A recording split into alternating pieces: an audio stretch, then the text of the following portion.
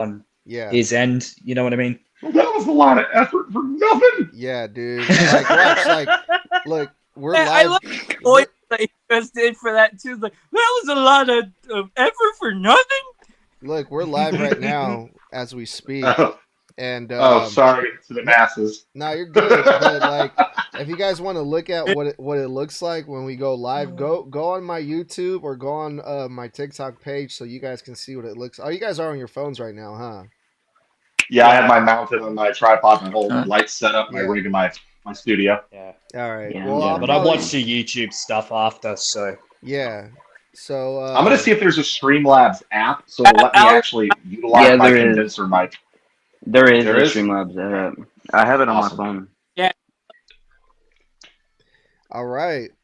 What up? What's up, everyone? Welcome back again to Snug Wrestling. I'm Edgar. I'm your host. My co-host, like always, Mr. Blood, Toxic Tommy, and BT Knight. What up, fellas? Welcome. Yeah. How y'all doing? Yeet. And Pretty what's good. up, y'all? good, good. We're gonna talk about SmackDown real quick because it was actually a pretty decent show. I had really low standards for the show. Usually, the go-home shows, the shows before the PLEs, are usually not that great, but this time I think it was pretty good. So let's get into it, y'all. You guys ready? Yes, sir. Yeah. All right, Too so easy. we are in Canada. They were in Toronto because the PLE is also going to be in Canada tomorrow. And we had to get things started with the hometown hero, Trish Stratus. Blood, I'm going to go with you first. Sorry, yeah, I got to edit that out. How did you feel about this opening segment here with Trish Stratus and Tiffany Stratton and, the women's segment here to start the show? Honestly, little awkward. I felt like they were trying to Yeah. kind of off the cuff rip off each other. It was fall a little flat in places for me. I love Trish. Happy to always see her. I've said this before. I'll say it again. Um, she's proof that no matter how long you stayed out of the ring, you can still have it if you keep yourself in shape, if you really want it. If you're going to come back for a run of some kind, you give it your all. Because again, her run against Becky a couple 2 years ago, that might have been one of the greatest comeback runs I've ever seen. And as far as a comeback match, her in the fucking steel cage with Becky might be one of the greatest passing of the torch matches I've ever fucking seen. So whenever Trish Stratus comes back, it's always gonna pop me. Massive Trish Stratus fan. Tiffany Stratton, just starting her career. I think Tiffany's gonna be a legend one day. I think that getting that rub from Trish Stratus being there with her in her corner to go tag team with her, to have this rapport with her is great because she's picking the brain of someone who's done it all and in that division and is highly intelligent, has a great in-ring IQ. I just felt like this segment was a little odd, and it was I don't know if it was because maybe this should have been a bit more scripted or because they were still ironing out however they wanted to kind of pass the charisma back and forth. But I thought it was funny. It was cool. I love Chelsea Green. I thought her insertion was hilarious. I love Piper Niven coming out representing the Mounties. That's cool. Yeah, that But too. but yeah, but it's I mean I think and I hate to say it this way. I hate to say it. Out of all the matches taking place tomorrow, this is probably gonna be the most forgettable one on the card. Mhm. And that's no one's fault other than it's a tag team match on a gimmick PLE, and the gimmick is the Yeah. draw. And this is Yeah. going to be a time filler match to stretch out the card to probably 3 hours, 3.5. Yep. And it's going to be there to give the guys extra time to prepare, give production extra time to prepare, go over last minute details, that kind of thing. I think it'll be fun, but only because Tiffany Stratton and Trish Stratus are in it. I think they're the only two worthwhile things going on in the match, and that's just me. All right, Toxic. Um, like I said, I don't remember when it was, but I think it was when the match was announced. Whenever we have a tag match on a gimmick PLE, like Blood said, it's just not interesting. It's not interesting, and it's going to be the most forgettable, like at the Rumble, Motor City, and DIY. But yeah, Forgot about this segment, it was kind of weird. Didn't really how do I put this into words? Flunky. I just thought it was weird. Like Yeah. Trish is a Hall of Famer, and she's coming out there acting like she just started Yeah. because I don't know how to put it in the words, but it just didn't feel right to me. Yeah, no, I definitely get what you're saying. It's kind of hard to explain, we'll get into it more here in a little bit. Shout out to the Wrestling Pod. My boy Dylan says, very good show tonight. 2 exciting matches. And Chelsea versus Tiffany was good. Wanted more. Shout out to Kazar Yeet fan. I might go to the Elimination Chamber. That's what's up. Yeet. Tommy, thoughts on the opening segment, and then we'll go to BT. Honestly, I've said it once. I've said it a million times. There's only one reason why Stratus is here.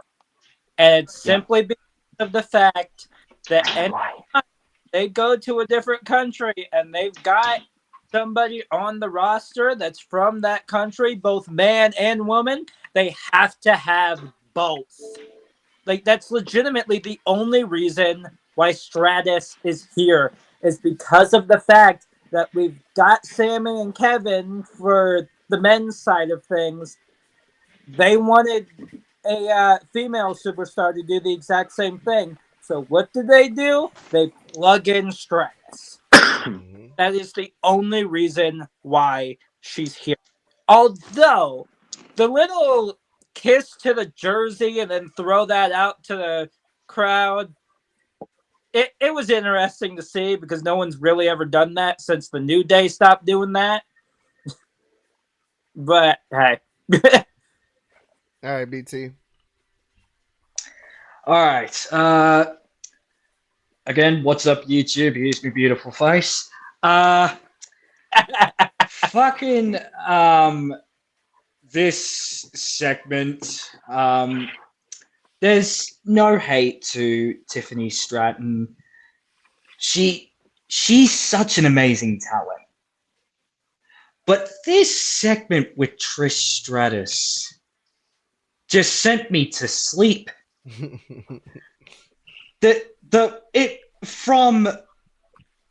From Trish not even putting into words her promo, and I understand because it's motion, right? But that I'll let slide.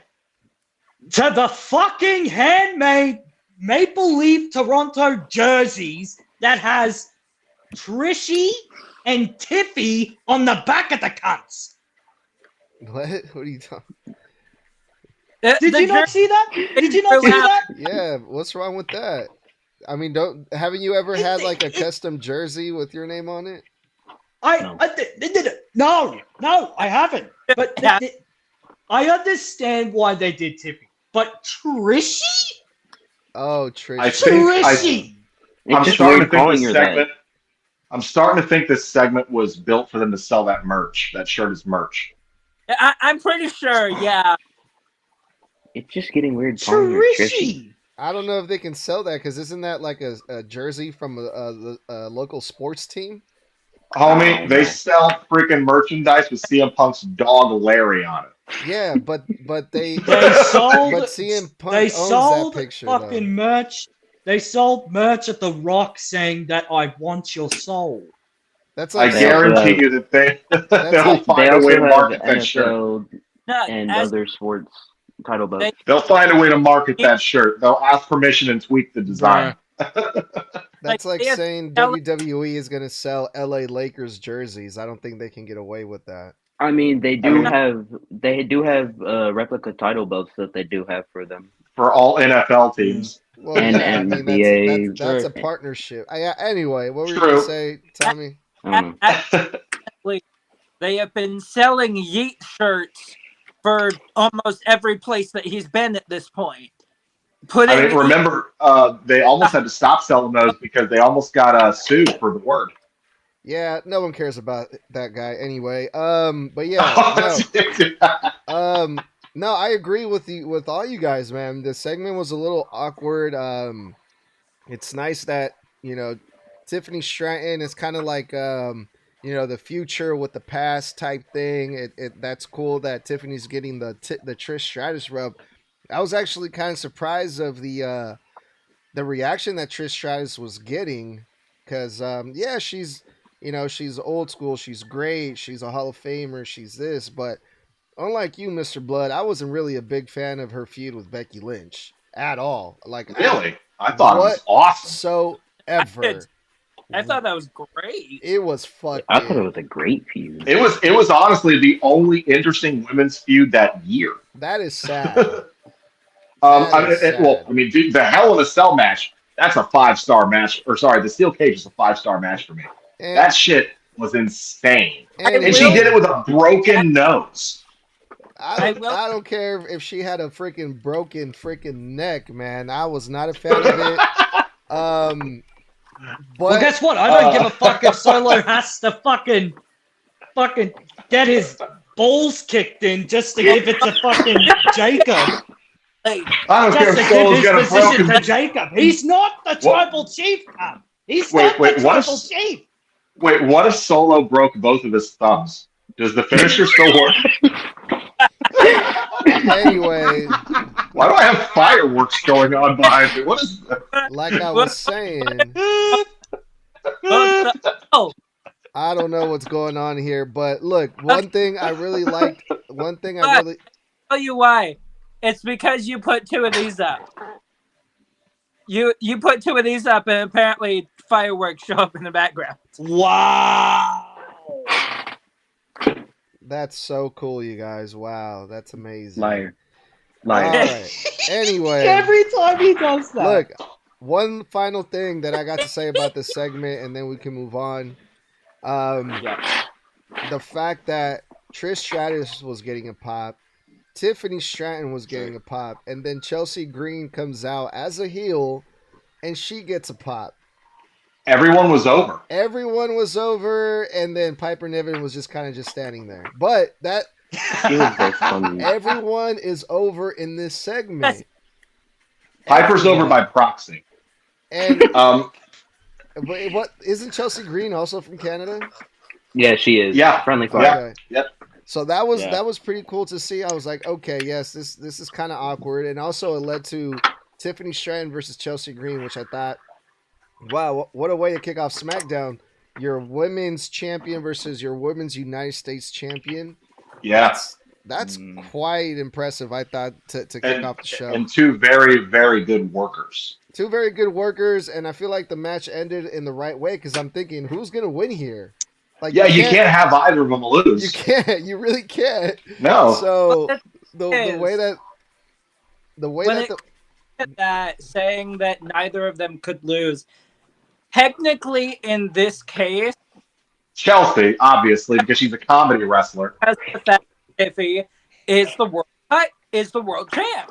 So no, She really can't lose. Not we before can't put tomorrow. Chelsea Green as a comedy wrestler in that category because that's like the R-Truth category. Chelsea Green ain't that. Chelsea I mean, Green. She is a good. comedy wrestler, but she is the best comedy wrestler because she can actually fucking wrestle. But I mean, I did have a thought about this, by the way, if you don't mind me, guys. I did have a quick thought, and we don't need to linger on it, but I also kind of feel like the reason that they're setting Trish up with Tiffany, God, I'm saying it now, and I'm a grown ass man, with Tiffany, is because I'm wondering if they're laying the groundwork for a future program between the two in opposition. Because when Trish left, she was a heel, and she can do heel again. God, I hope not. because they exact same thing with Becky. Exactly, the exact same thing. She tags with her, then turns on her. All right. Let's get our thoughts about. Do we want to talk about the actual match itself because it ended in a no in it ended in a disqualification because Nia Jax and Candice LeRae got involved. Is there anything that stood out to you guys about this match at all that's worth mentioning? No, I mean, No. Nah. decently worked, and for once a DQ finish was the actual right call. Am I the only one that had blood frozen for a second? Yeah, that was me. In No. case you didn't hear me for the edit. Fantastic match, great in-ring work, did what it needed to do to start off the show, and for once, a DQ finish that was actually necessary because it kept both competitors strong and it protected them both. So that's really all there is to say. Shout out to Edward in the comments. Thanks for stopping by. Have a good night, bro. All right, let's move on here. Toxic, I'm gonna start with you first for this next one. Because it seems like you guys know more about this than I do because I was out of the loop all day. I wasn't keeping up with what was happening before SmackDown. Yes.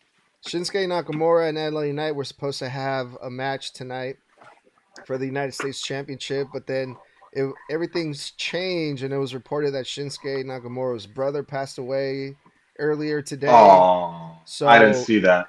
Yeah, so all these things. Oh, I didn't see that. The match between LA Knight and Shinsuke Nakamura got switched up, and instead we got a little mini United States Championship tournament, right, Toxic?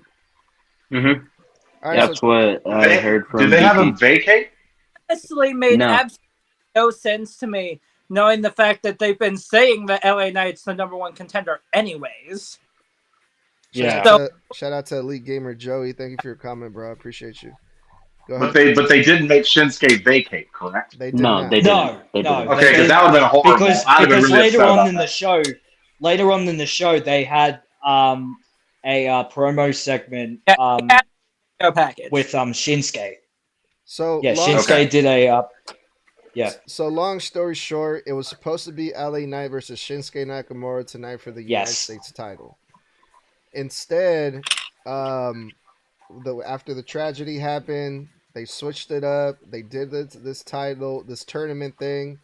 LA Knight ended up winning the whole thing again. So we're still gonna have LA Knight versus Shinsuke Nakamura, like the original plan. But what else can you tell us about this, Toxic? Anything else that we need to know that we missed?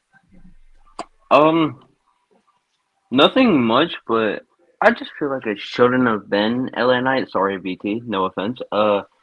I just don't feel like it should have been LA Knight. I feel like it should have been Jacob Fatu. Yeah. Well, the first match. So what they did for this tournament is they had 3 singles matches. The first one was Jacob Fatu versus Andrade. The second one was, what was it? The second one again? Carmelo versus Braun. That was one of them. And then LA Knight versus Santos. Yeah. The second one was LA Knight versus Santos Escobar, and the third match was Carmelo Hayes versus Braun Strowman. The winners of all of those matches were going to face in the main event in a triple threat match. The fast 3 matches was Hayes, but and later. Yeah, so we had Jacob Fatu versus Carmelo Hayes versus LA Knight in the triple threat match in the main event. All 3 of these guys advance in the single matches. The first one, Jacob Fatu versus Andrade. Let's go with you first, BT. Any thoughts about this match? I thought Solo giving up his position to Jacob was a bit petty, in my opinion. So I don't know, because I get what Solo's doing, trying to gain trust back from the bloodline, right? Or basically, essentially, Tamatonga and Jacob Fatu. But brother, you got kicked in the face from Jacob Fatu. You should be rubbing it in. You should be rubbing it in on Jacob. You should be rubbing it in, not fucking giving it up to Jacob. But anyway. Pause. Okay, here we go. Because of the spike. Anyway, Stop, Mr. Jacob's Bud. match against Andrade was fucking awesome. Yeah. And I love how over Jacob is. I love how over Jacob is. Mm-hmm. Like, he is getting face cheers as a fucking heel. But he's leaning into his tweener side. You know what I mean? Mm-hmm. Mhm. So I hope we get some sort of implication with Jacob and Solo at some point. I'm not saying it's happening now, Mm-hmm. but we need to get it at some point. As for the match, Jacob with the win, right choice.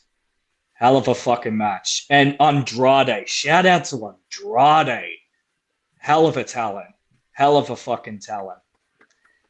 Very disappointing Andrade had to split with Charlotte Flair. Not to rub the salt in the wounds, but yeah. Anyway, those are my thoughts. Why he was married to Charlotte is because both of them are one hell of a group. All right, Tommy, thoughts on this match, if any? Overall, I will say I also would have loved to see Jacob go up against Shinsuke, but we'll get to that later. He did fantastically. I had a feeling he was going to go through because, of course, Solo. Honestly, I thought he was going to get into this match and not go through the one that he did. But the one that he did involved Braun Strowman. So that made sense. Yeah. But overall, these two, great match. Great choice to have Jacob go through. All right, Toxic, any thoughts on this? No, but I feel like every week we see Andrade, his ring work improves more and more. We don't hear from him as much as we did whenever he came back in the Rumble 2024. We heard from him a lot, but now we're just seeing matches, and every time he's in the ring, I feel like his ring work is slowly improving. All right, Mr. Blood. So I want to counter what BT said because I think you're missing the overarching part of it. It's not that Solo, pardon me. It's not that Solo is rolling over for Jacob trying to get their trust back. You're missing the overall part of Solo's character. Like Roman, Solo's a manipulator. This is a hierarchy situation. The bloodline is a hierarchy thing. Solo gave that match to Jacob because Solo sees the U.S. title as beneath himself. So he's trying to place Jacob in a tier and going, no. You go for the mid-card title. I want you to bring the mid-card title back to us. I'm still going for Cody. And essentially, I think Jacob winning was the right call. Given the momentum, fantastic, absolutely fantastic match. I agree that Jacob should have gotten it, but here's why he didn't, guys. And I'm going to tell you, because I understand Triple H's long-term storytelling. The whole point is that, and I'm laying it out for you, this is so LA Knight can take the fucking belt back off of Shinsuke, because obviously his reign ain't working. And this is why the bloodline has been fucking around with LA. They want LA to take it off of Shinsuke so Jacob can take it off of LA.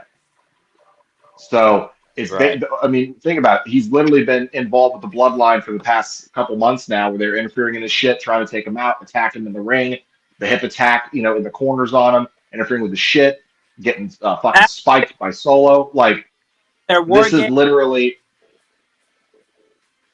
literally so Jacob can come in and take the title off of LA, because LA, in my opinion, internationally, Shinsuke's probably the bigger star, at least over in Asia. But in the world of WWE and mainstream pro wrestling, LA is the bigger star.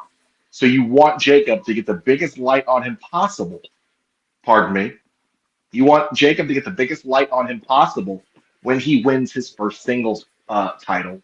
And LA is the perfect guy for him to beat. Yeah. All right. Let's move on here because we had the tag team division. They got into a big ass brawl, and we see everything coming together. Kind of how I believe. I think I want to say it was Toxic that said we're probably gonna Yeah, have it was me. like a 5-way multi-team match at WrestleMania or something crazy. And at first I was like, man, Toxic, you crazy, bro. But after what we saw tonight, I'm starting to believe it now a little bit more. Yeah, Toxic basically agreed that it's either fatal 4-way or fatal 5-way, one of the two. Yeah, but that's just not no. That I don't. Okay, I know it's gonna be fun. It's gonna be exciting to see, but I don't want to see 10 motherfuckers in the ring at one time in a multi-team tag team match. I do not, because I don't care about any of these teams. Like, focus on the champions, focus on one team, and let's have a big feud at WrestleMania in a tag team match. Like, the only thing that I care about, the only team that I care about in this whole fucking thing are the Garzas. The Garzas are the only ones that I care about here. Yes. Tell me, okay, why should I care about the Street Profits? Because they're attacking everyone? Because because because out of every team on that roster, they're the only ones that have deserved a push longer than anyone, and they're the best team in there. Everyone deserves a push. Everyone deserves Except a push. but they've been squandered longer while putting in more work than everybody. Every single one of those tag teams have put in the work. They put in the time. Mm-hmm. They do the traveling. They do the traveling. They do the workouts. They do the meetups, the meet and greet. Every single one of those tag teams deserve it. That doesn't mean that they need to get except the Street Props have had their legs cut out from under them 2 or 3 times. They had massive pushes that Vince got bored with. They had another push, then Bobby fucking quit. Like, they've literally never had a good chance to show what they can truly do. Yeah. Under Vince, they were just the black street basketball team that likes perp drink. And Vince only saw them as a comedy act. Go ahead, Tommy. Exactly what I was about to bring up was the fact that they had a push when they had Bobby Lashley on their side. And then all of a sudden, Bobby decided to go, you know what? I'm out. I'm going to head to AEW. How many times have the Street Profits been tag team champions? Once. Like once. I'm pretty sure it's the Raw. Once, like 4.5, 5 years ago.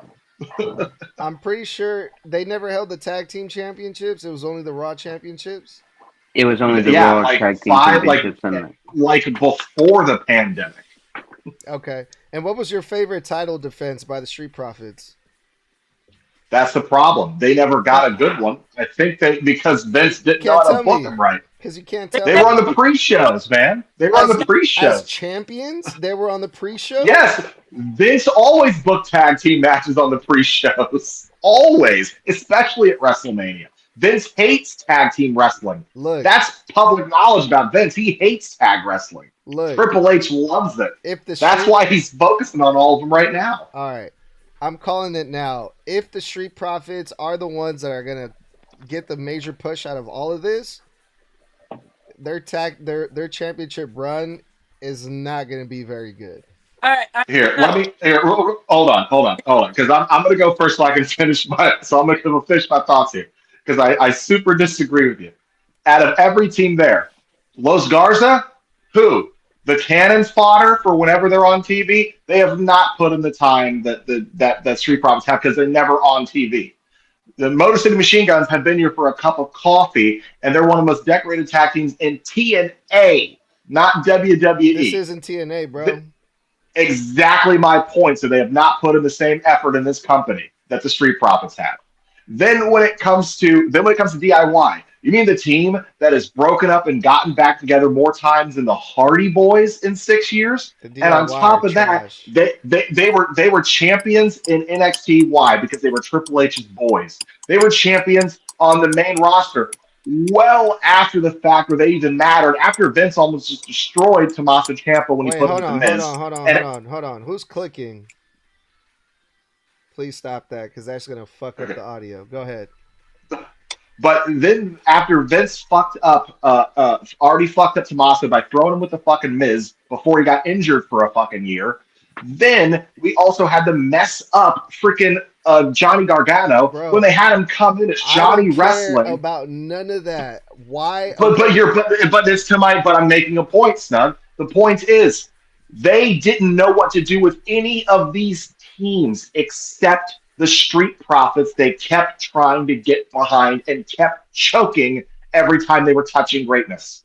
The Street Profits are the most charismatic out of any group that's involved in this. Pretty Deadly seems to have 2 matches over the last year televised because they can't decide if they want them to be serious wrestlers in a feud, back up for Nia Jax, off TV again, except for live events, and then, hey, we just decided to reinsert you after 4.5 fucking months because we forgot about you. The Street Profits are the most athletic, the most talented, have the most character, the most charisma, the most crowd connection out of any team that's involved in any of this, because no one cares about DIY. No one cares about Los Garza.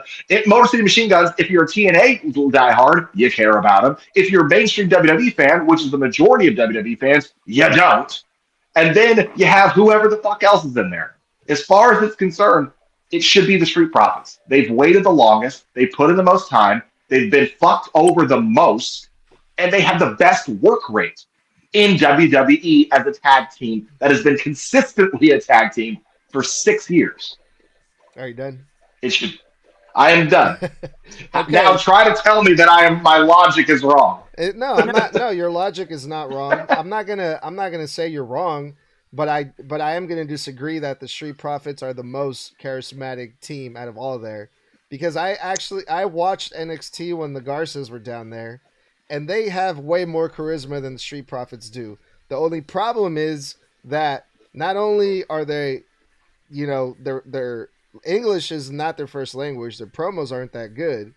And I think that's a big part as to why they're not getting this major push. But when they were in NXT, the Garza's gimmick, these are good looking dudes, man. Like these are take your girls type of guys. These dudes, they were doing this gimmick where, they were ladies guys. They were coming out and handing like they had it, dude. They had something. They had a good gimmick. They had a good character down there in NXT.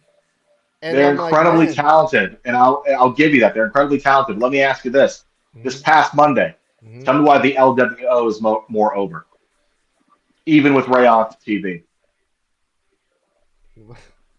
Because they're with Ray? I don't know. Because they're Ray's off TV. They wrestled. They wrestled the whole thing by themselves Monday. How long have they been with Ray now?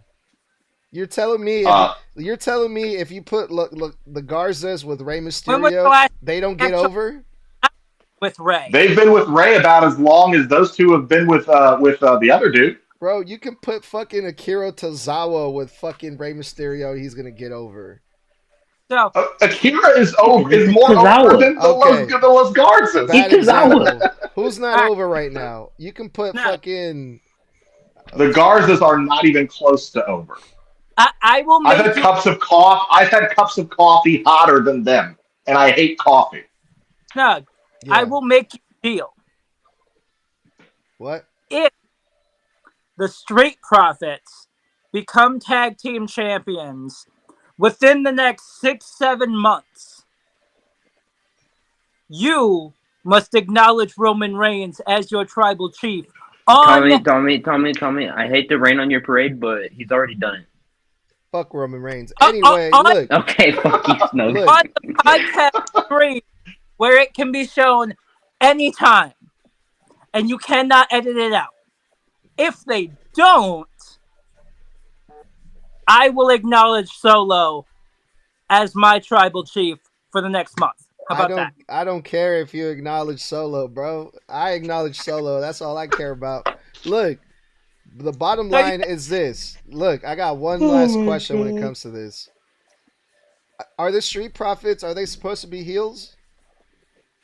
I think they're tweener. Okay. Yeah, I think they're Yeah, tweener they're because tweener. Okay. because they have this attitude where like they don't give a shit who you are.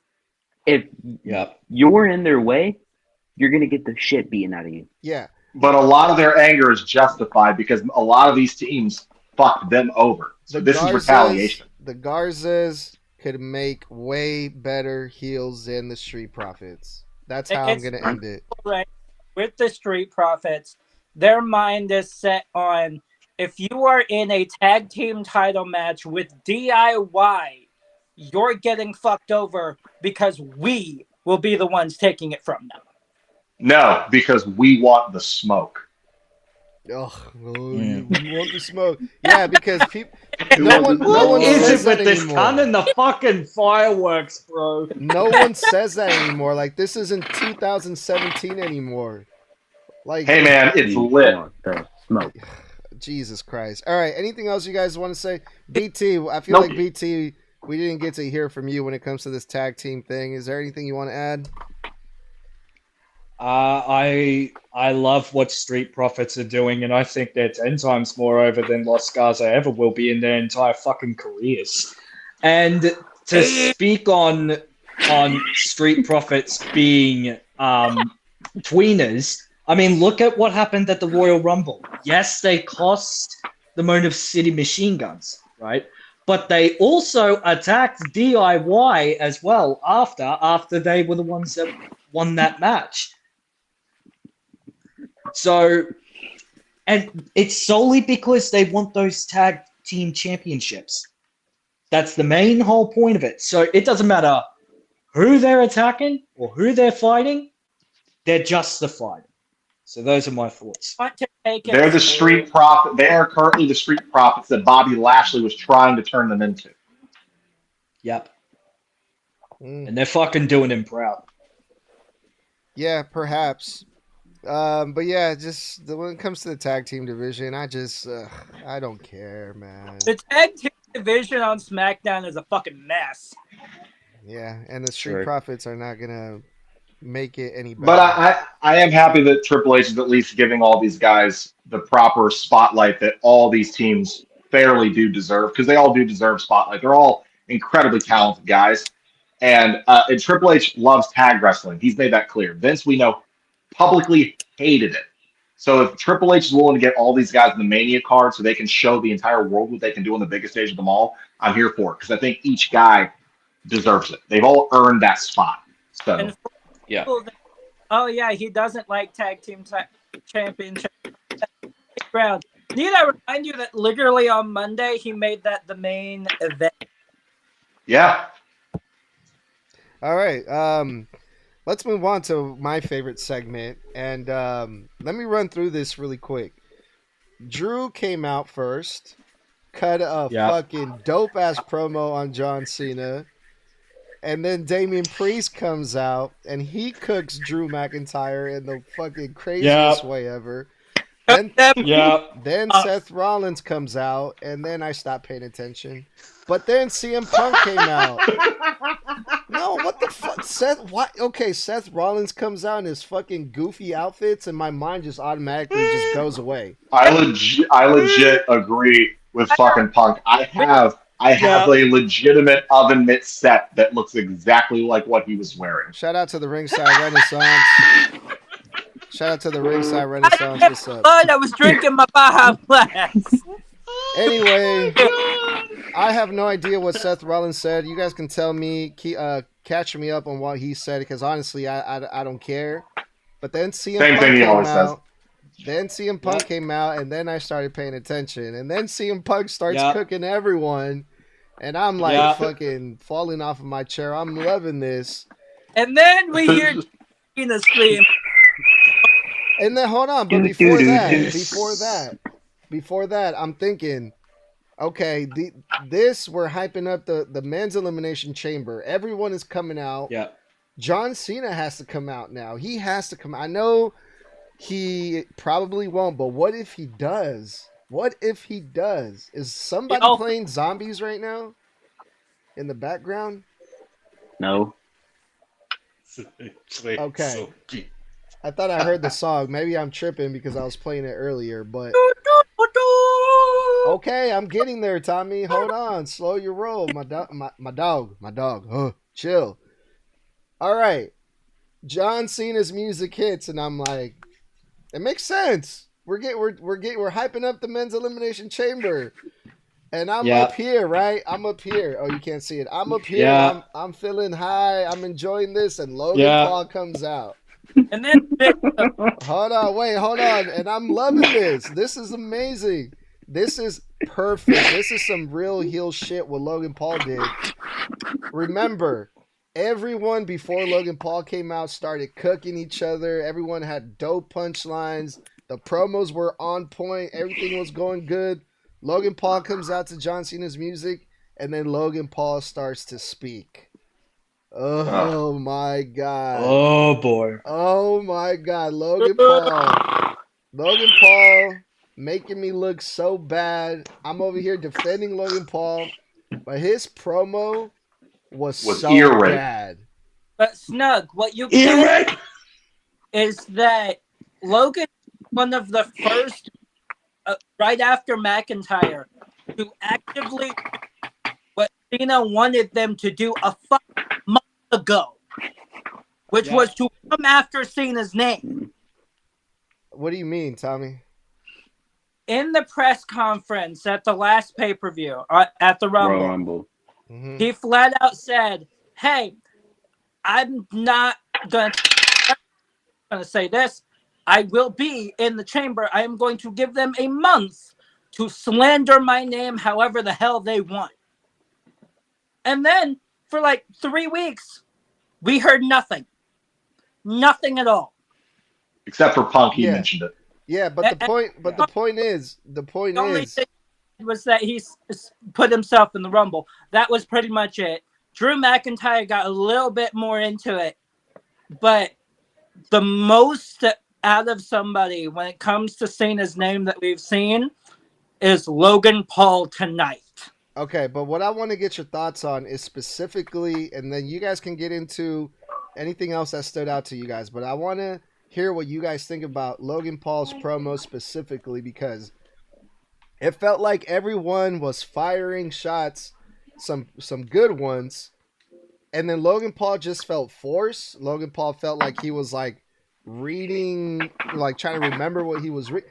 It was just not good. And Logan Paul usually cuts good promos, but for some reason tonight was not that good. So I want to hear your thoughts about that. Go ahead, Mr. Blood.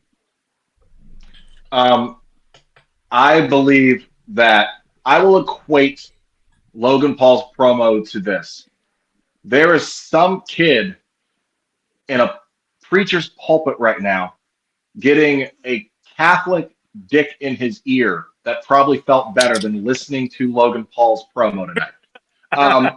Legitimately, I have had teeth grinding in my ear that sounded better than the shit that came out of his mouth. And the crowd didn't help because they wouldn't shut the fuck up, because now the popular thing that's become the new what chant. Mr. Blood, I don't want to know boo what you so stick in loud. your ears. I don't know what you stick in your ears, but there's kids be watching the show, Mr. Blood, all right? Just throwing it out. Well, kids don't go to Catholic I don't even know school. if that's Look, the PG. point is, don't go to the Vatican. Look, the point is that what makes this worse is that the new what chant has become booing so loudly that a heel you don't like can't cut their promo. It was cool with Dominic because it was a part of the gimmick. Then they started doing it with the New Day to the point to where it's irritating, and they had to make it into the segments to where we got to wait 7 fucking weeks to hear them actually say some shit after their actual major turning point in their story happens. Now, every time Logan Paul comes out and talks, we got to listen to them boo so loudly. By the way, it's their fault. They're booing so loudly, he's forgetting his own place in his promos. Because you can see his wheels turning because he gets lost in the promo because they're booing so loudly he can't think. So literally, this promo would have been better had the crowd shut the fuck up and just throw out a couple of boos. Don't boo so loud that the guy who's still getting his feet wet with promos can't fucking remember his lines and hit his cue marks in the promo, because that's why it was so bad. This man, first off, it was awkward enough because the promo was supposed to start off clearly with him going after Punk. He can't see Punk from where he's standing because Punk didn't get in the ring. And all of a sudden he's like, oh, I can't see you. All right, we'll move on to somebody else. Here, dumbass, or something like that. Yeah, we'll move on. We'll move on to somebody else. How about you, Seth? Looking like a pair of oven mitts. And he just starts doing the most kindergarten insults because he's so green on the mic still because he normally just relies on his arrogance to get the audience to hate him. He's not really good on promos. He recites his lines, and he gets the heat. He goes for the cheap heel heat, going after their fucking sports team. There's just the oldest tricks in the book that are tired and boring. And honestly, they are a fucking a telltale of someone who is a bad promo. If you have to get cheap heat from the local sports team, that tells me that you don't know how to get real heat on yourself when you are the heel. That tells me that you are wet behind the ears. And when it comes to the rest of the segment, he was trying to go one after the other. He had like one good fucking line about Drew McIntyre not being a champion, but it led into the fucking heel heat or the fucking cheap heat. This promo was a flop. The only good thing that came out of this was him getting the mega heat of faking the crowd out for John Cena's music. Other than that, I don't know why they let him talk as long as he did. He should have come out at the start of the segment, like the third guy out after Damian. And then you bring in Seth, and then you bring in Punk for the massive pop to put it over. Having him come out last and close out the promo was bullshit. Then having him chicken shit out when Punk starts charging him was even more pussy ass shit.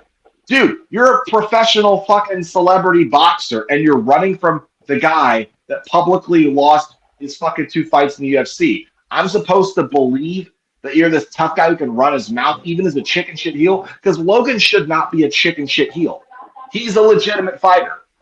So it makes no sense when you know all of that. And then why on earth did you throw him in there in the deep end? Of all the people to verbally go box with, you threw him out there with Punk, Rollins, Damian, and fucking Drew? And you put him on last to follow them? Why? Yeah, I was surprised. How off Logan Paul came off tonight, because I feel like his promos are usually pretty good on point, or he's done a pretty good job of hiding the fact that he's not usually decent. He's usually decent. Yeah. All right, decent. Let's go on with Tommy next, and then BT. When you're not that good on the mic, when your promo would have fit better in the fucking COVID era. Why? Damn. There was no fans whatsoever. Like, that is how... he actually would have known how to interact. Exactly. Yeah. Like, the fans hate him so much that his promos would have been better in the COVID era. That way he could actually remember what the fuck he was saying. Because no one would be there to interrupt him whatsoever. Yeah, who fucking knows, man? It was weird. BT? Also, fuck you, Blood. I almost spit out my Baja Blast. Anyway, man, Mountain Dew kills sperm. Oh, Jesus. Wow. I don't even know if that's anyway, Drew, Damian, Rollins, Punk, amazing stuff. And yeah, Seth, what in the kitchen utensils was that outfit? Seriously, what the fuck? Now, when John Cena's music hit, I scared the shit out of my neighbors because I was screaming so fucking loud. And then I saw Logan Paul's bitch ass pop up, and I lost it. I fucking lost it. I had to apologize to my neighbors because of how pissed off I was. I think this is the first time that it seems like tricks like this. Vince pulled the same thing with the Miz back when he held Yeah. the Yeah. when he came out like bald cap and everything with the Rock's theme song. Yeah, I've seen this done numerous times. It's like a Also, old wrestling thing. can we really quick? Why on earth did they have him come out to impersonate Cena while he was dressed like LA Knight? Have a point. You absolutely have a point. Oh All right, my god. BT, finish your thoughts so we can move on. Yeah, Logan Paul, I've seen better promos from him, but the fact that you had to make me publicly apologize to my fucking neighbors all because of how hyped up I was for John Cena, I will send you to the depths of hell, you son of a bitch. I swear to God. Those are my thoughts. All right, Toxic. Oh man, where do I even begin? This entire segment cracked me the hell up the entire time. You're playing a video package of Cena in the Rumble, and then McIntyre, no, stop it right now, you stupid son of a bitch. And he starts just Got it. Got it. and he just starts going off on Cena and the people in the back working the packages and stuff. And then Damian Priest comes out. Hey, I cashed in on your bitch ass. Seth comes out, look like an oven mitt. Looks like he's wearing one of Becky's old jacket. Lady Gaga threw up on a coat rack, according to Logan Paul. That was a good line. I'll give him that one. Lady Gaga threw up on a coat rack. And then CM Punk, hey Scottish bitch, I beat you in a Hell in a Cell. Yeah. No, Punk's like, I snatched your soul. No, yeah, this this segment was pretty great. I'm not gonna lie.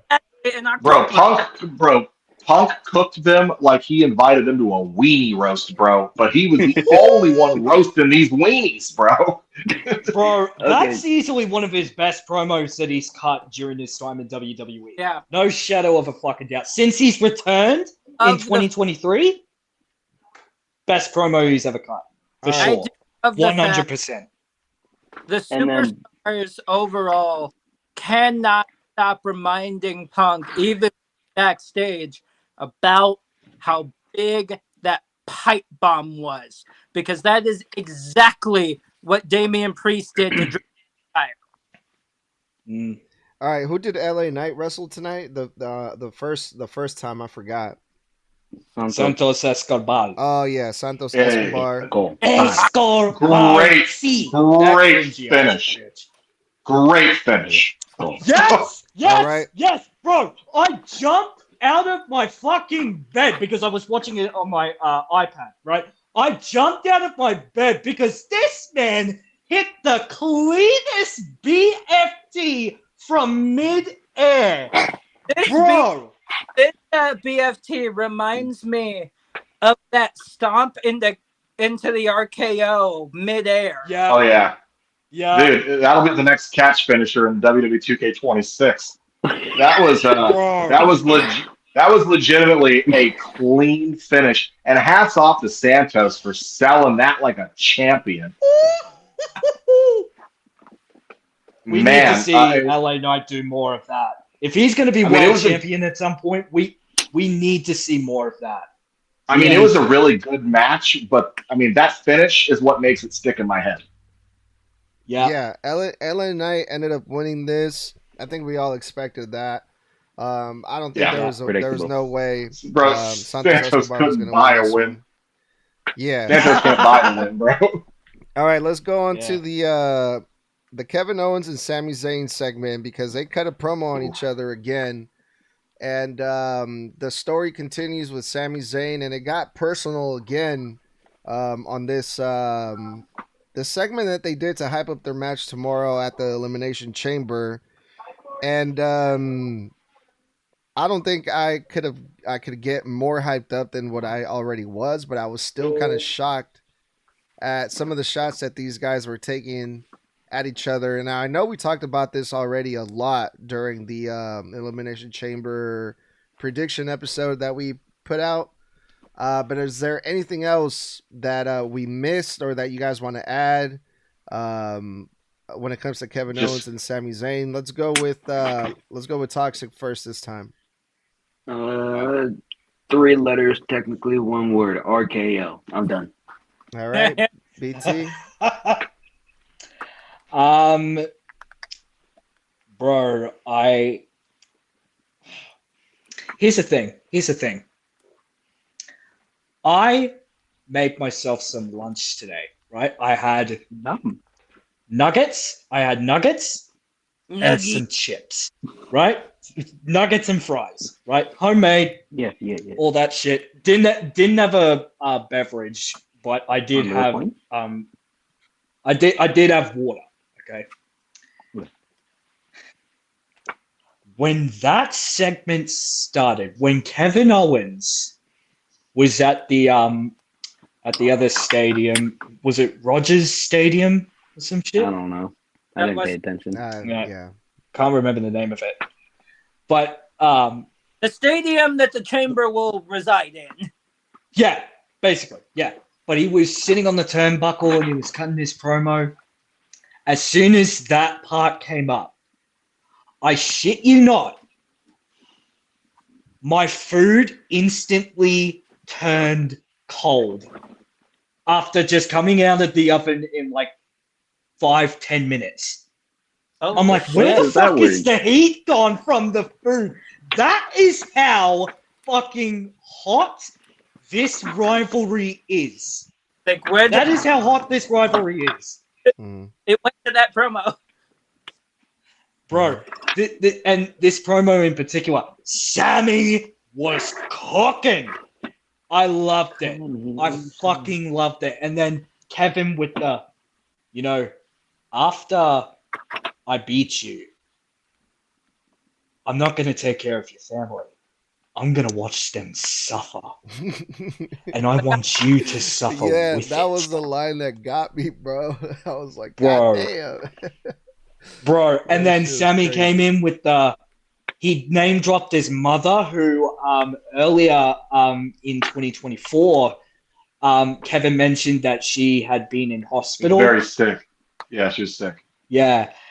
And he was mentioning how his family, Kevin's family, may not forgive Sammy for what Sammy is going to do to Kevin. And that made him so nervous and so heartbroken. And I love that.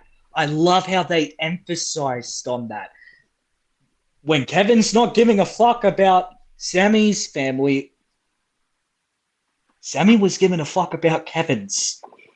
And there's a very big contrast between the two characters at this moment in time. But all I got to say is that match at Elimination Chamber is going to be fire. I don't care what anybody tells me. I don't give a fuck who wins at this point. But Kevin Owens needs it. So those are my thoughts. Yeah, that was the line that got me right there. When I end you, Yeah. I'm not gonna help your family. I'm gonna watch them suffer. I was like, God damn. All right. All right, let's go with you, Tommy, Yeah. and then Mr. Blood. Yeah, this match is going to be bloody. And honestly, I hope it is more bloody than that Hell in a Cell match between McIntyre and Punk. I hope we get more blood than that. That is how much I want to see these two. And the fact that even in the last promo with Kevin, these two going after each other the way that they are, it's got to hurt both of them with how they're going after each other. And it's pissing both of them off. You can tell by the way Kevin pushed the camera to the side at the end. It's like, and that's all I've got to say. Pushes it to the side like he's absolutely pissed off beyond compare. This is a very Sammy. This is not the type of that we've seen back when he brought in the current look for the Intercontinental title, because people forget that that's who brought it in. It was Sammy. But this is clearly a different Sammy. It is not it's not this sweet Sammy that will keep fighting for other people. That's not the Sammy we're getting on that. We are getting a absolutely bloodthirsty Sammy that will just beat the crap out of Kevin. Yeah. And honestly, what I want to see. I want to see both of them bloodied up from how bad these two are going to beat the crap out of each other. All right, Blood, let's go with you. It's going to be a hockey fight. It's going to be a hockey fight. This promo, I think it just really accentuates these two's ability to tell a captivating story without even needing to have. Because look, a lot of people think that professional wrestling, like the best stories, are the ones that revolve around titles and championships, and that's not true. The testament to being able to tell a great story is being able to tell one that has nothing to do with the title at all, and it's just personal. And if you're able to make your personal rivalry stand out above that of the title picture, you have got something. And I think what I love about this too is that these aren't just single dimension characters or two-dimensional. Sammy and Kevin are very, very, very fleshed out, intricately told, intricately woven characters. These guys aren't even three-dimensional. These niggas are four-dimensional. And we've seen so many versions of them where a little piece of each part of who they've been since they've come to WWE is still with them somewhere inside.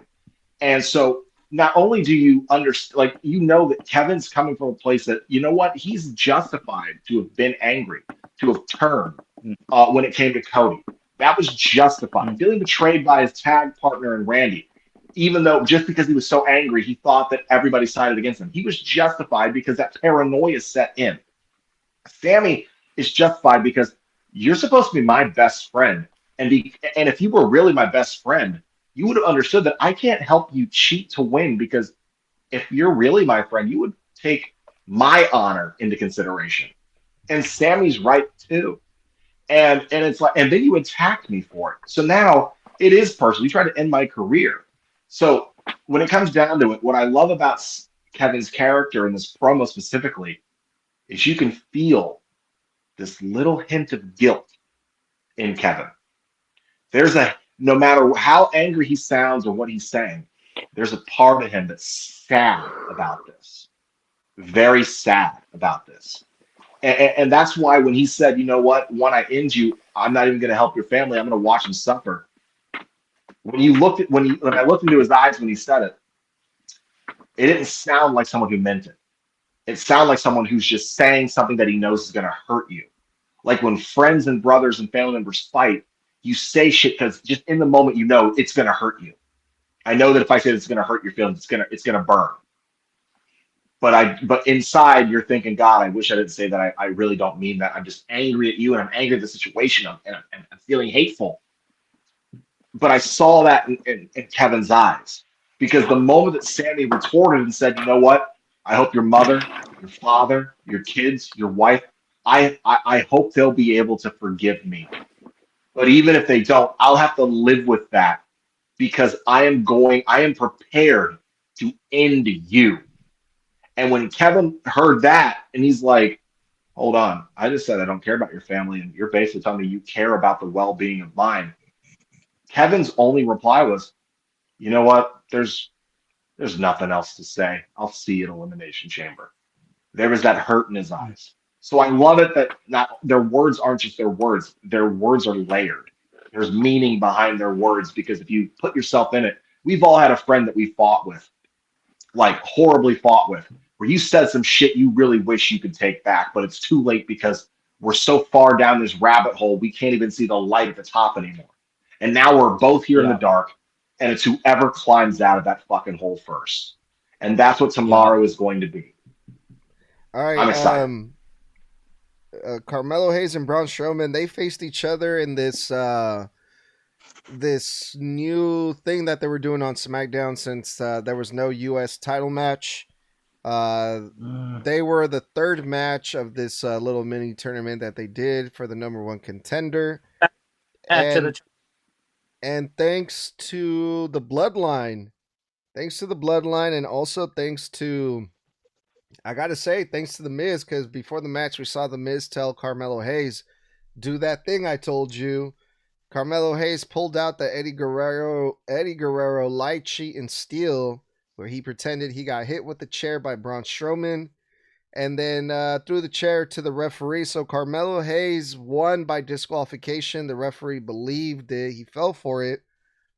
So Carmelo Hayes advanced versus Braun Strowman. The only thing that I can say, I'm glad it was Carmelo Hayes and not Braun Strowman to head to the main event. The whole thing with the light, cheating, and stealing, and also Solo Sikoa and Tama Tonga getting involved in this match, going after Braun Strowman, I thought was really I wasn't expecting to see that. But thoughts on this match? Let's go again with you, Mr. Blood, and then we'll move on to I love the. I mean, this was basically just a glorified let's fucking hit the mark match, throw it in there because we need it's a 3-hour show. We got a lot to do. We don't got Shinsuke. Let's put two guys together so we can get a triple threat in the main event. That's really what this was. The Bloodline getting involved with Strowman. Obviously, they're doing something there with Strowman. Stories crossing over with LA Knight. All this other shit. He sold the chair shot. The lie, cheat, and steal thing from Eddie Guerrero, I thought was inspired because we really don't see that often. But I mean, it also, this match kind of pissed me off in a sense because I've been saying this for a couple weeks now. Carmelo is so good. Why is he in the fucking reliable mid-card jobber spot? Because the only way this guy can get a win is by cheating. He hasn't. When was the last time he has pinned someone for a victory, a definitive victory?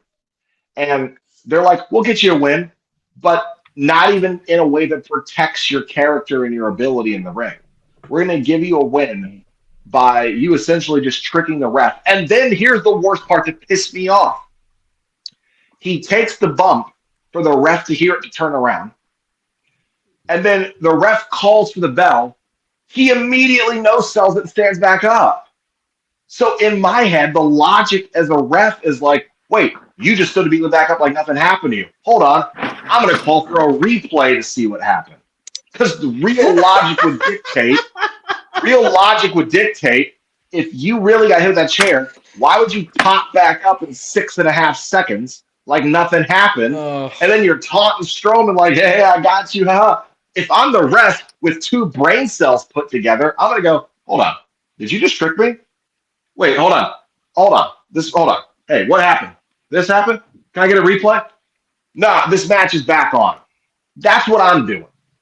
I just thought the no sell ruined the entire effect of the Eddie Guerrero spot because Eddie would have sold it. So I didn't like it. Go ahead, Tommy. Even somebody with a single brain cell, just one, would still go, wait, you tricked me, match is back on. They even won. Yeah, well, the referees in the WWE, they've proven not to have any. They've got head trauma from all the bumps they've taken. All right, Tommy, anything else you want to add about this match? I did love the fact that they did that little tribute to Eddie. That was great.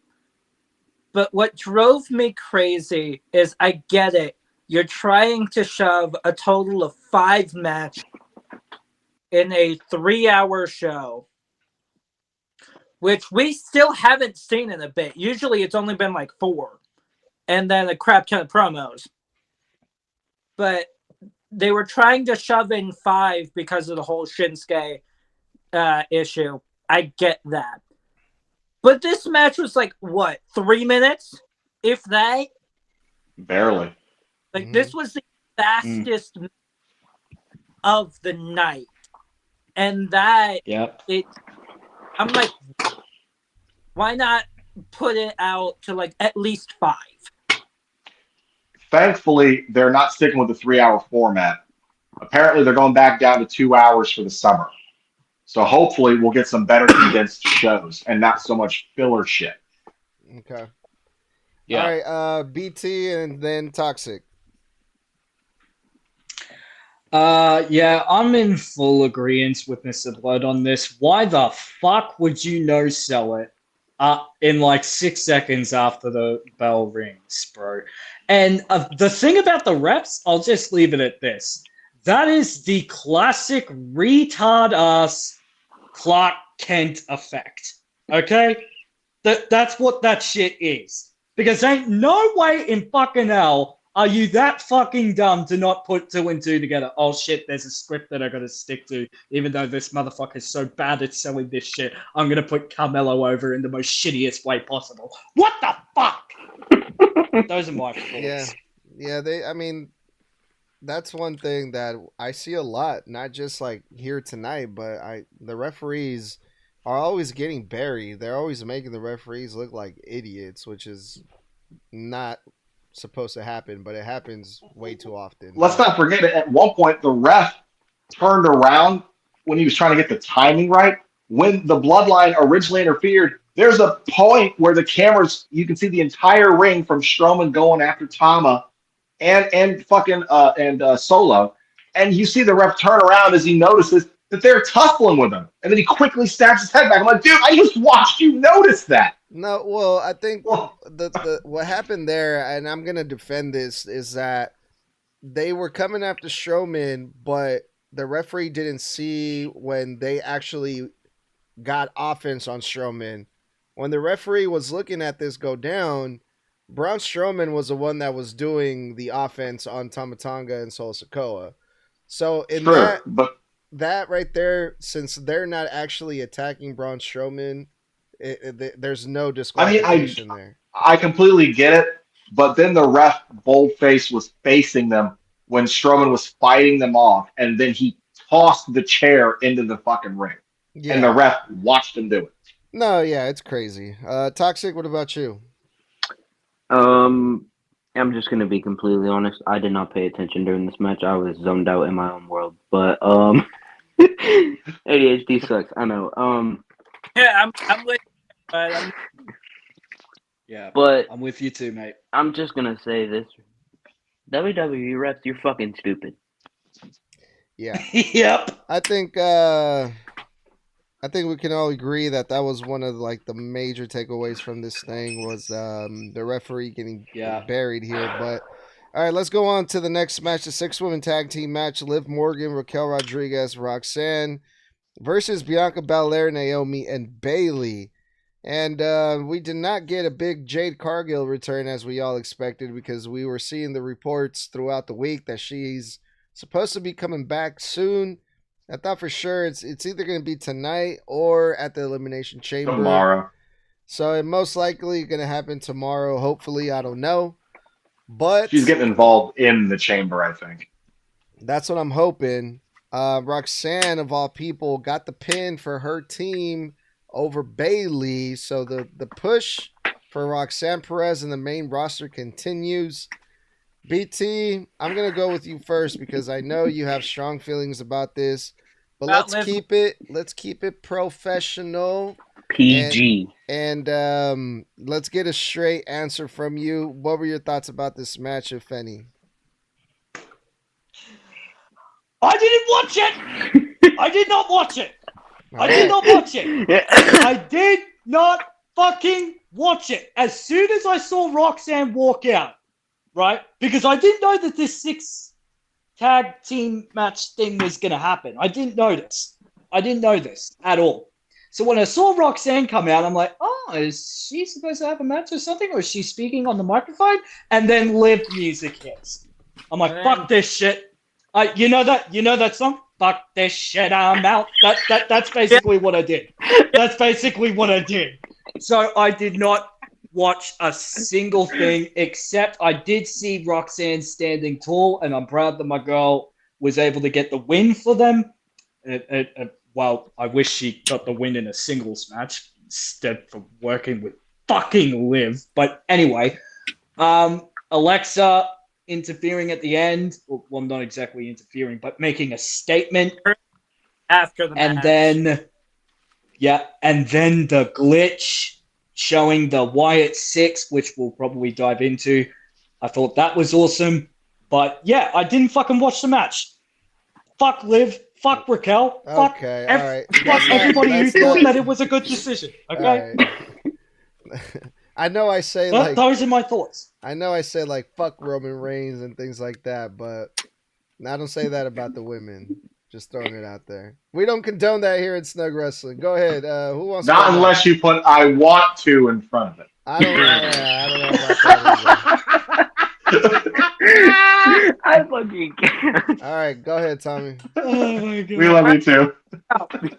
This is what I'm going to say on that. I completely forgot that it was a 6-woman tag.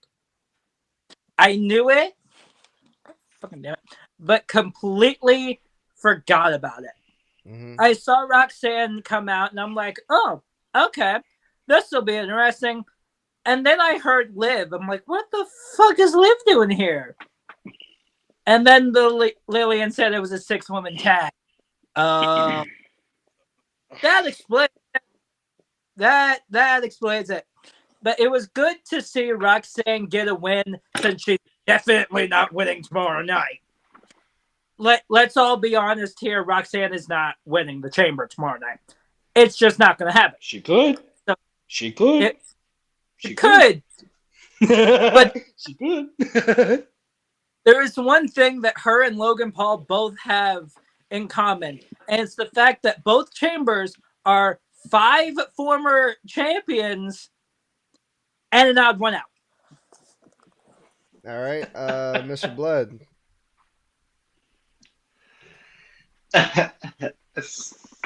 So, I didn't watch this match. I didn't watch this match. And I'm going to tell you, look, y'all know I got rid of my cable because Raw's on Netflix and I wasn't keeping my cable just to watch SmackDown because everything else I watch, period, I stream.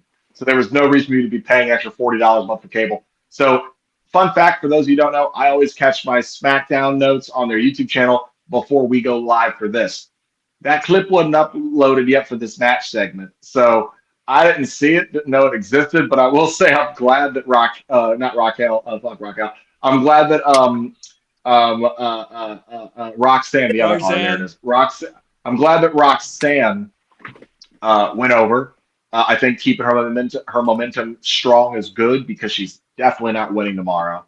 But here's with Roxanne in regards to the Chamber, because the entire field of the Chamber is so strong, it's really hard to decide who's getting eliminated first. Because even if you thought, oh, well, Liv Morgan because she's the least technically gifted in the ring, well, I'd argue with you because technically the least in-ring gifted in that entire match, and I hate to say this, it's my girl Alexa. So, but I don't know who the heck gets eliminated first, but I do think Roxanne definitely lasted like the last 3. So I'm glad they're giving her the momentum. Okay. Great that she's getting over while they build that mini feud with Bayley. The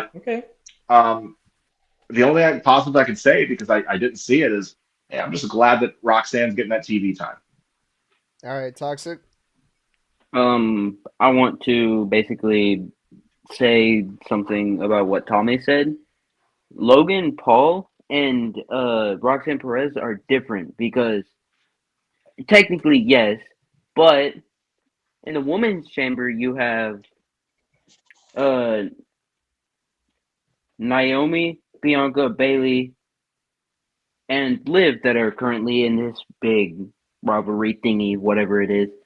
And then Bayley and Roxanne are in a mini feud. So really the only one that's just, hi, I'm here for the shits and giggles, is Alexa. She doesn't fit into she's not in any of the stories, any of the rivalries that are happening right now. But yes, you were right. But roster wise, the fact that everyone else except for those two have been World champions. world champions. I mean, yes, technically Roxanne has an NXT because she's held that title twice, But but that's not a world title. That's a company but title. yeah, that's not a world title like all the others.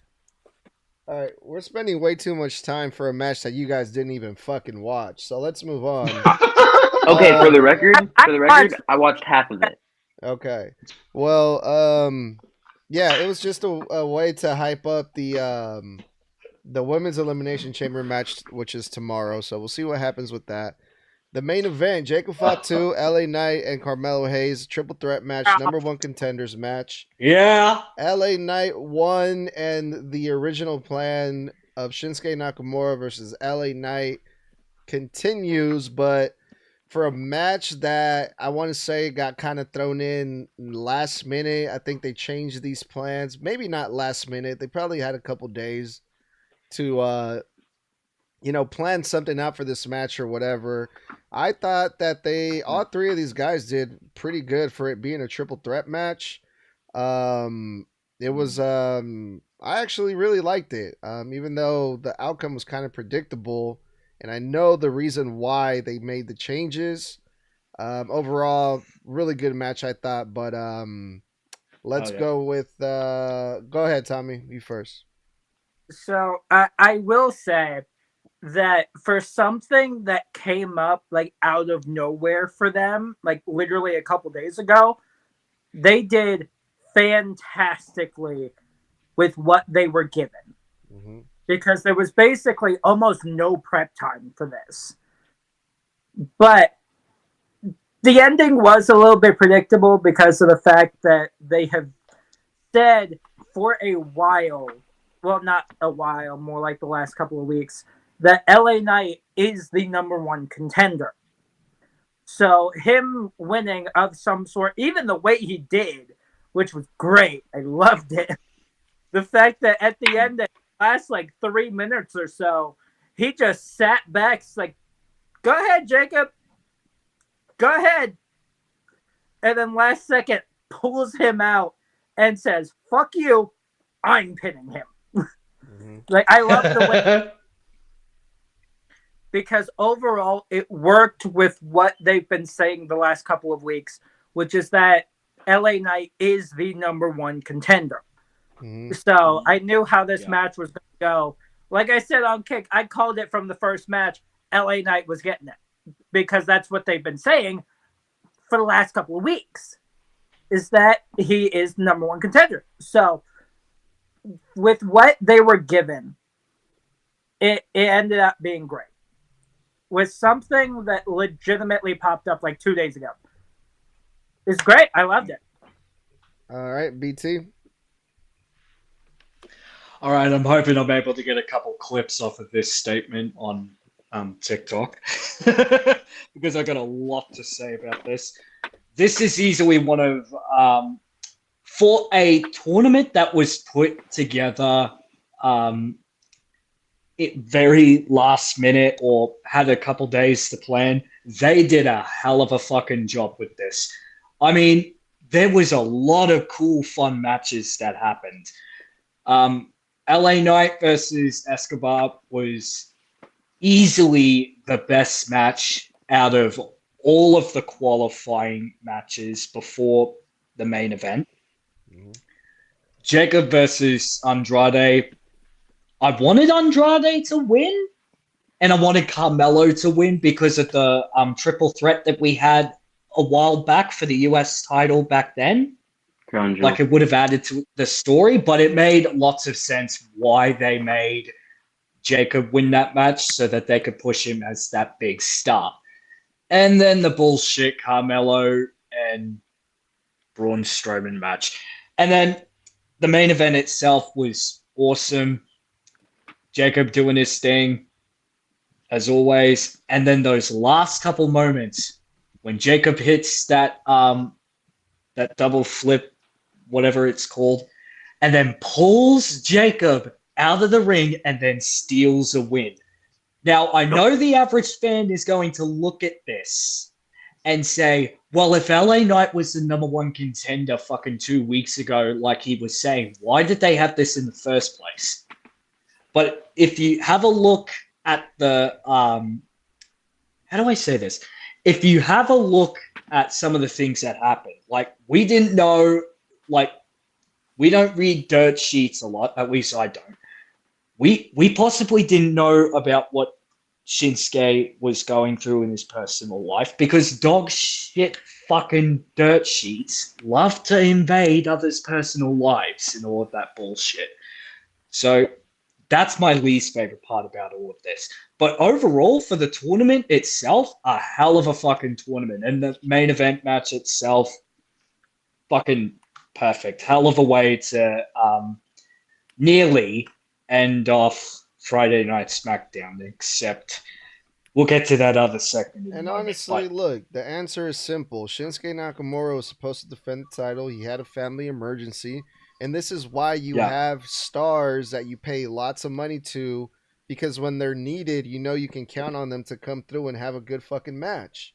And that's what happened here Yeah. tonight. You know, you can count on Carmelo Hayes to have a good match with pretty much anyone. Is he going to win? Probably not. But he'll put on a hell of a match here. You have LA Knight, who's over as fuck. You know, you do something with Jacob Fatu. It's like, this is why these people are professionals. This is why they get paid the big bucks. Because like when shit hits Yeah. the fan, you got to have people you can count on that can come through and put on a good show for you. And that's basically what they did.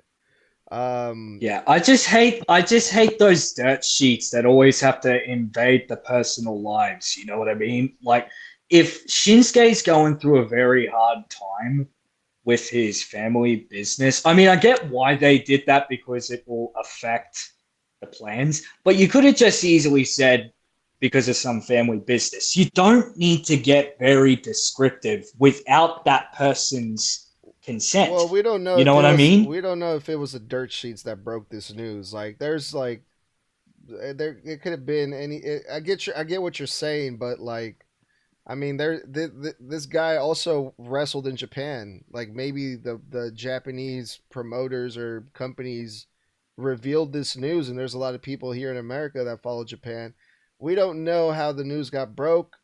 The fact is that it Yeah. did. If New Japan or something like that Yeah, he did like the ring salute or something like that. Yeah. All right. Yeah. Thoughts on the triple threat match, Mr. Blood? So out of this entire tournament, and full blown, because we know we haven't said it yet, but Snug Wrestling, the podcast, we offer our most sincerest condolences to Shinsuke Nakamura, his family, his brother's family, Yeah. and we wish you guys the best with all positivity. Horrible situation, but our hearts as wrestling fans are with you. Oh yeah.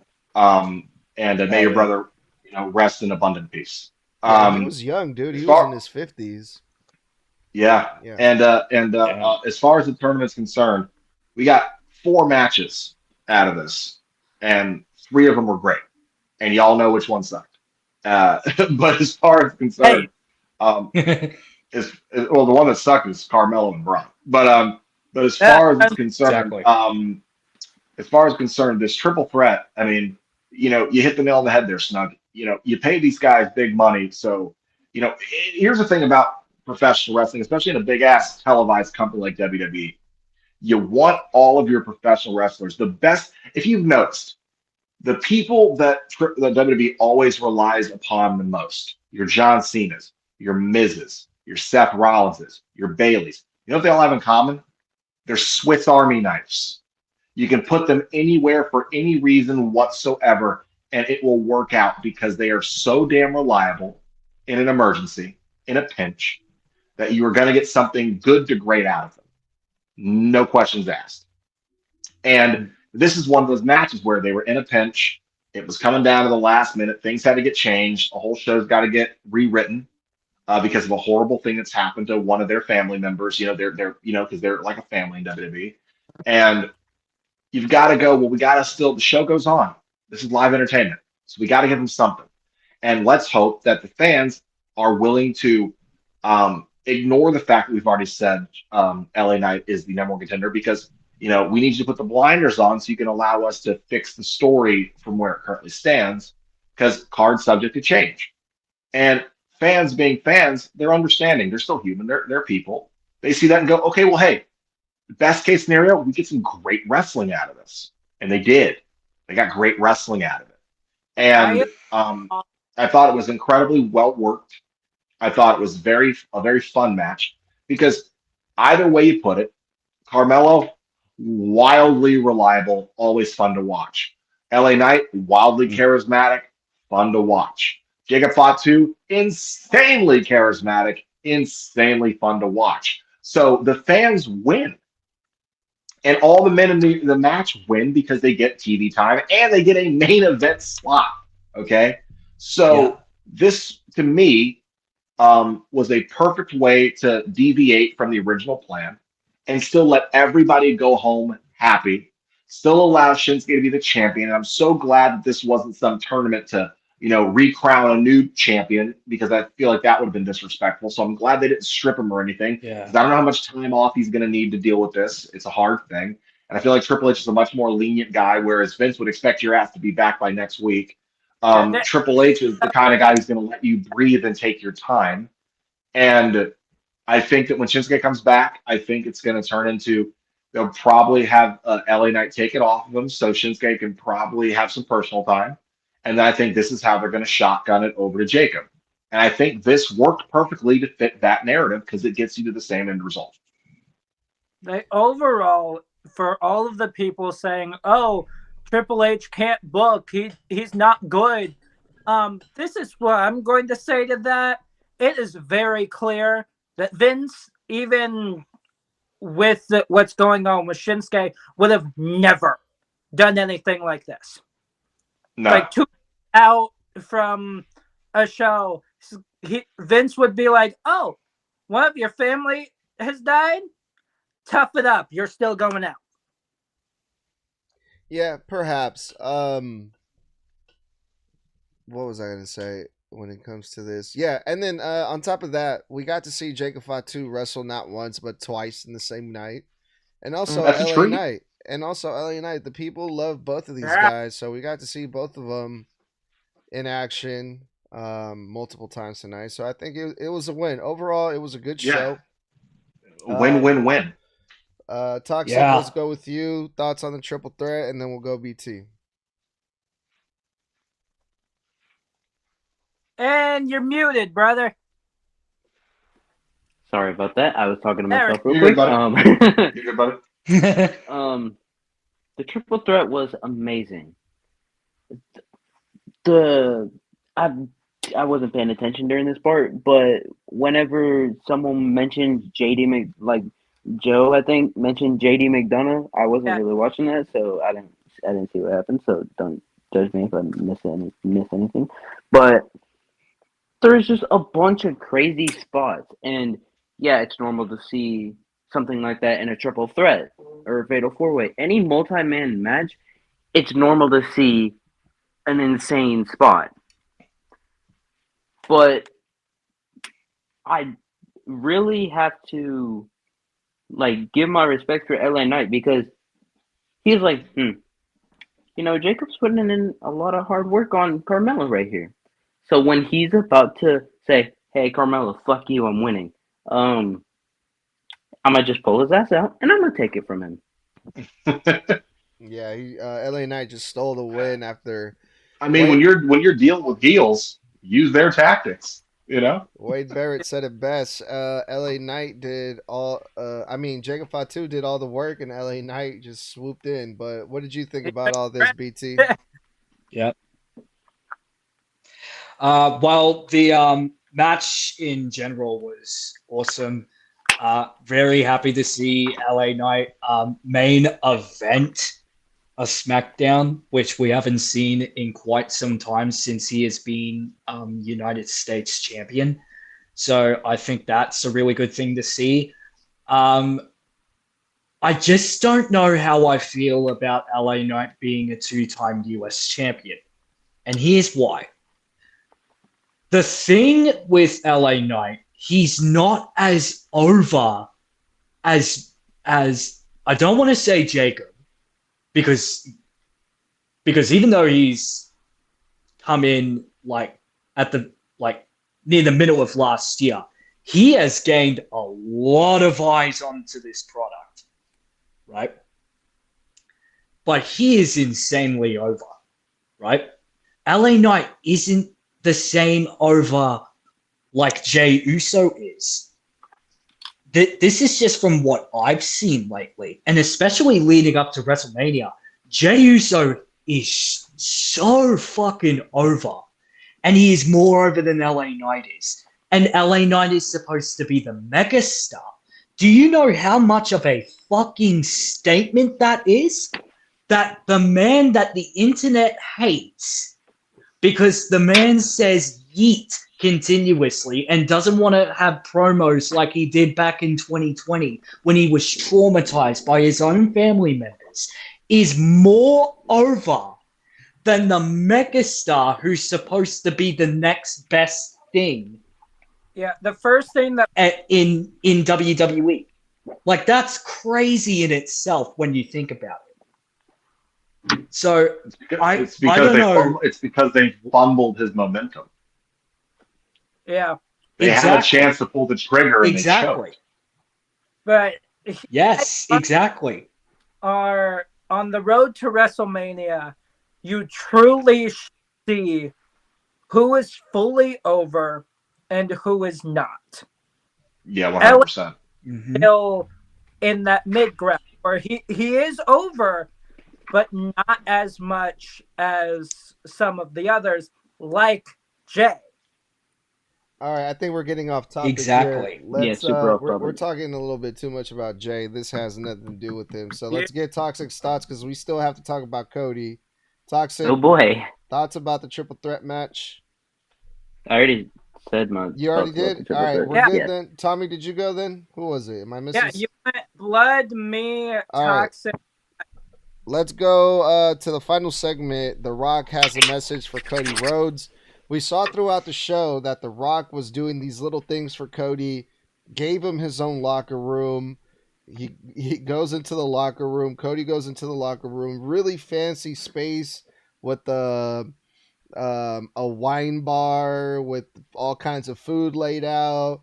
And then we saw that funny segment with R-Truth and Cody Rhodes, where R-Truth, is like, well, spread the wealth with everyone. Let me enjoy some of this stuff that you're getting, some of the perks that you're getting from The Rock. And he is the soul man. Yeah. Oh man, that soul man. And so we saw a lot of that, basically The Rock telling Cody, look, this is just the beginning. If you become my champion, then there's going to be a lot of this and much more. The Rock gives Cody a pickup truck. The Rock is The Rock is known. The Rock is known to gift people trucks because he shows it on social media. The Rock has gifted multiple pickup trucks to people. So I thought that was funny that he's doing that for Cody Rhodes now. Because it's such a thing. It's such a Rocky thing to do, is to give Cody a pickup truck. That was one. Like, I came here in a tour bus. So basically, again, hyping up their segment for the Elimination Chamber. So we'll see what happens with Cody and The Rock. Toxic, go ahead. You go first. Okay. Throughout the show, we see Cody randomly, and then we see him at the end. When Cody is getting escorted by the two guys, he's like, okay, yeah, I guess he's just being nice, looking out for me. He doesn't want anyone to beat the shit out of me. And then the wine and the sushi stuff, and he's like, is this all really necessary? And then we come to the final. Michael Cole's talking about all this stuff that Cody's heard a million times by everyone else, like Punk, Miz, everyone else backstage. And then Michael Cole says, hey, there's a gift for you. And the truck comes out, and he's like, okay, now this is just too fucking much. The Rock comes on the screen, talks his shit, and then mentions Cody's dad. That's how you could tell. If you look in his eyes, he started to tear up. He's like, I could tell. He's like, you just pissed me the fuck off, and I'm saying no to your bitch ass on Saturday. The Dusty. And the audacity The Rock has to even claim Cody's soul before he's even said yes by putting on the weight belt or whatever the fuck you want to call it. That pissed him off even fucking more. He's gonna say no and possibly attack The Rock's bitch ass. Mm-hmm. I'm done. All right, BT, Tommy, and then Blood. You can take us home. All right. I was just eating me beautiful biscuits that I enjoy 10 times more than any Rock promo from this era. Eat your biscuits, my friend. Right. Give me a second. All right. Don't want to speak with a mouthful. All right, go ahead, Tommy. Then you go first. All right. So, one, I've said it a couple times now. That was one sexy truck. I love that truck. That was one sexy truck. But one part that there's a couple things that stick to my mind. One being Punk's advice is he tricks him and just goes, take it. Take it. And then switches it around. I would love to see you take it and shove it up his candy ass. Sign it up real Absolutely nice. love the way Punk put that out. And then you get to Rock. The date on the belt. Oh boy. The date that he pulled out. You could tell. Pause. Go ahead. Shut up. The date that he put on that belt. You could tell hurt Cody. Because Snug even asked, what is that date? Yeah. And right after Snug asked that, Rock goes, this date, the date that your daddy died. He pulled that date out for a reason. And you could tell by the look in Cody's eyes, he was hurting. He was tearing up. It hurt him. Yeah, but it's Cody. He always Look does that shit. at that date again. That fool's tearing up all the time. Different thing, though. Yes, he has a habit of crying in promos, but this was different. No, Because I know. not yeah. to make him think of his dad, but he brought up the exact day. Yeah. All right, BT, are you ready now? Yes, I'm ready. And I know Mr. Blood's probably going to fucking put in 10 times more better words than I ever could put it, but let's just get to it, Steve, okay? The Rock. What made you think pulling up at an airport to cut this fucking promo was the best idea? We couldn't hear half of the shit that you were fucking saying. And then to top it off, the most classic Disney villain ass bullshit that I have ever fucking seen.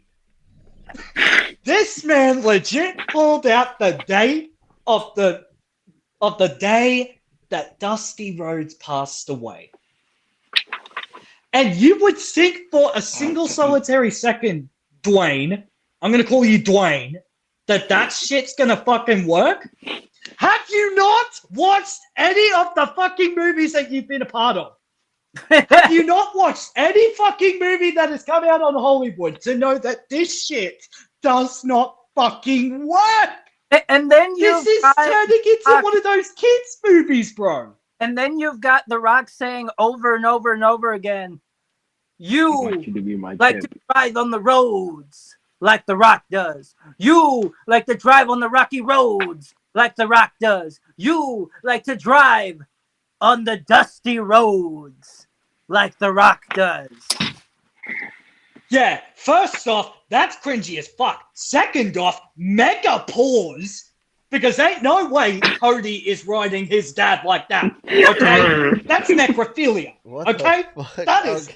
That is the worst fucking I thing that did you not could have even- ever fucking said. I think you guys are hearing things. I don't think that's what he said You at all. could That's not what have he put it in the said. most worst way possible, bro.